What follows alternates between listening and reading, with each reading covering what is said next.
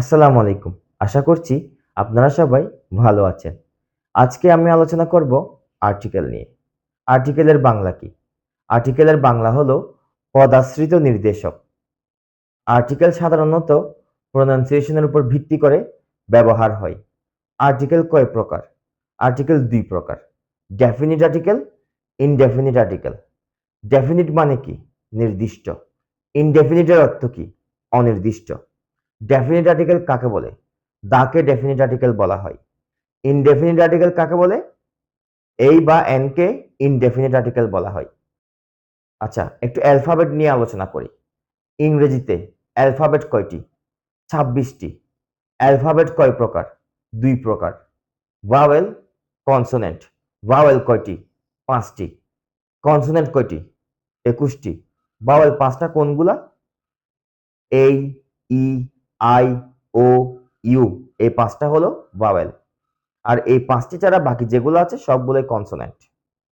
আচ্ছা, যাই হোক, যখন আমরা ধরেন একটা উদাহরণ দিয়ে যদি আমরা প্র্যাকটিস করি, ড্যাশ এগ। ধরেন ডিমটা আমি অনির্দিষ্ট করে বলছি এগ। এগের এটা হচ্ছে ভাওয়েল। অনির্দিষ্ট করে বললে আমরা এগের আগে এই নাকি এন কোনটা দিব? অনির্দিষ্ট করে বললে বা একটা বোঝালে আমরা ভাওয়েল যুক্ত শব্দের আগে আমরা এন ব্যবহার করব। তো সেই ক্ষেত্রে এখানে হবে এন এগ। আমি যদি নির্দিষ্ট করে বলি ডিমটি, তখন আমি কি বলবো? দি এগ। কেন? নির্দিষ্ট করে বলছি তাই।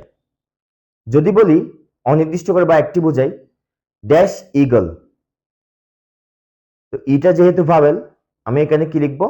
An eagle.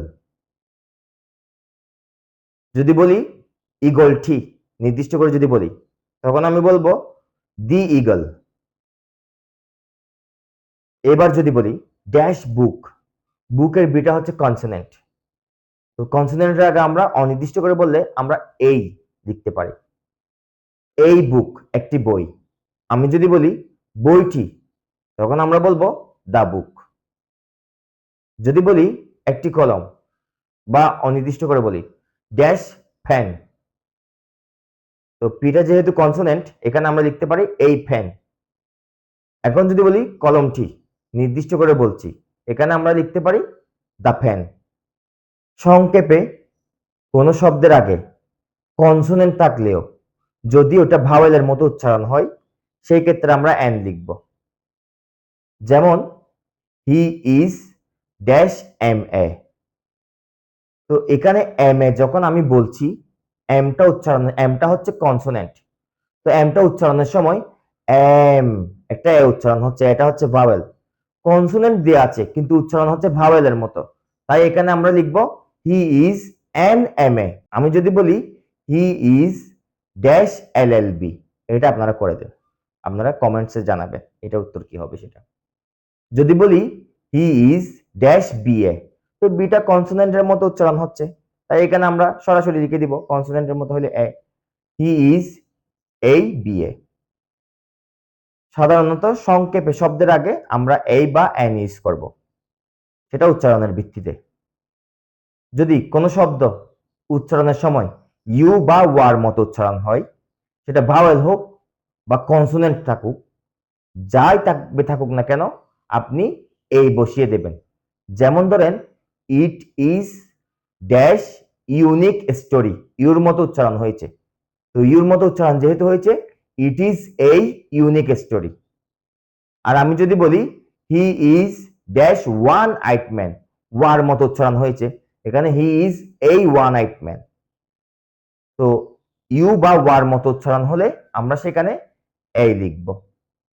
জাতির আগে, ধর্মগ্রন্থের আগে, পাহাড় পর্বতের আগে, নদীর আগে, সাগরের আগে, আপনার পর্বতমালার আগে, এই ধরনের জিনিসগুলোর আগে আমরা সবসময় দা বসাবো। বাসার আগে কোনো আর্টিকেল বসে না। প্রকৃতিতে, প্রকৃতিতে যে জিনিসগুলো একটি মাত্রায় আছে তার আগে দা বসে। দা সান, দা মুন, দা স্কাই, এগুলোর ক্ষেত্রে আমরা দা বসাবো।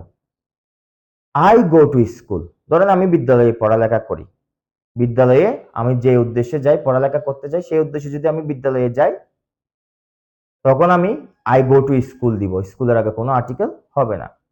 ধরেন আমি পড়ালেখা শেষ করে ফেলেছি, তখন আমি লিখব I go to the school. যদি বিদ্যালয়ে অন্য কোনো কাজে যাই পড়ালেখা ছাড়া, তখন আমি লিখব যে কি, I go to the school. এই নিয়মটি আমরা স্কুল, মস্ক, টেম্পল, চার্চ, মার্কেট আরো বিভিন্ন ক্ষেত্রে এই নিয়মটি আমরা ব্যবহার করতে পারবো। ধরেন একটা মানুষকে আমরা চিনি, যদি মানুষটাকে চিনি, ওই চেনা মানুষটার আগে কোনো আর্টিকেল বসবে না। যদি মানুষটাকে আমরা না চিনি, তাহলে তার নামের ভাওয়েল এবং কনসোনেন্ট অনুযায়ী প্রথম অক্ষরের আপনার আর্টিকেল বসবে। যেমন ধরেন বাবুল কেম হিয়ার, বাবুলের বিটা হচ্ছে যে আপনার কনসোনেন্ট। বাবুলকে ধরেন আমি চিনি না, তো আমি এখন লিখবো যে কি, এই বাবুল কেম হিয়ার। যদি বাবুলকে আমি চিনি, তখন লিখবো যে বাবুল কেম হিয়ার।